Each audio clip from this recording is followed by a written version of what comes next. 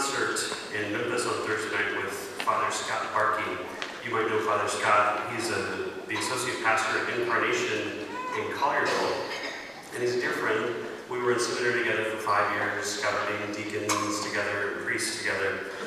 And as we were waiting for the concert to start, we were having a drink and catching up on life. It had been a while. And he was telling me about the National Eucharistic Congress that he was able to go to a couple of weeks ago.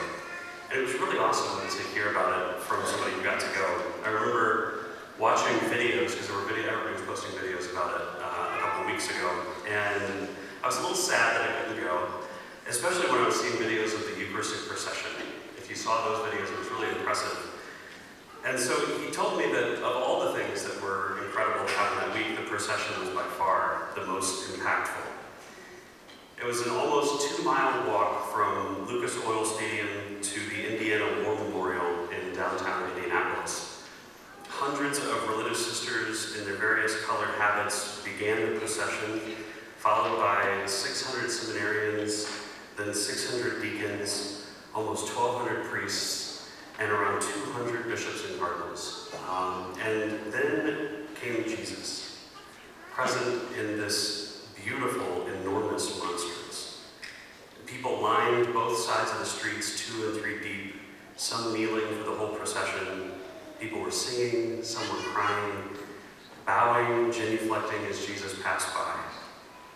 And when the procession reached the memorial, the bishops and cardinals preceded Jesus up the long staircase to this altar that was set up high above the park. And everyone knelt, from the bishops and cardinals to the lay people, as the monstrance was placed reverently upon the altar. And there Jesus was, shining over the city of Indianapolis.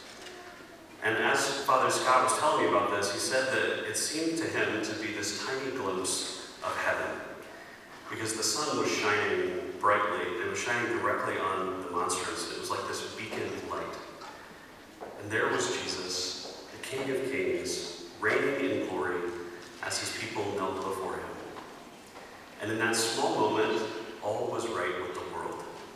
It was incredibly powerful. That is the bread of life that Jesus is talking about in today's gospel. That is the bread that fills us forever. That's the bread that changes lives, and the bread that the enemy hates with every fiber of his being. And as that monstrance, bearing our Lord, shone out across the city of Indianapolis, across tens of thousands of pilgrims and millions of city dwellers who may not have even known what was going on, Jesus was changing lives. And a mere 6 days after that, the news cycle was dominated by the opening ceremony of the Olympics, where they openly mocked the Last Supper, the supper in which Jesus instituted the Eucharist. And when the world was justifiably outraged, they attempted to gaslight everyone by saying, no, it wasn't that thing that it very obviously was, you're crazy. It was this other Greek thing.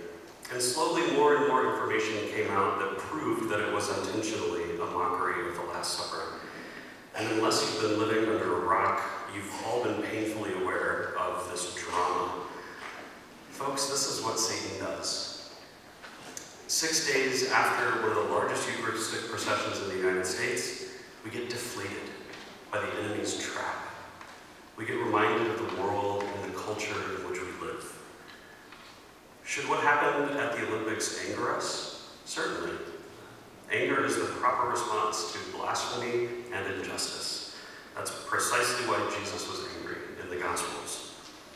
But should it steal our joy and vanquish our hope? Absolutely not. Because Jesus has given himself to us in the most humble form.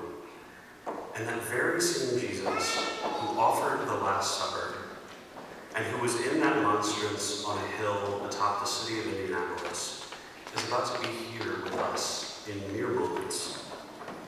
So be at peace. Jesus tells us in John 16, I have told you this so that you might have peace in me. In the world you will have trouble, but take courage. I have conquered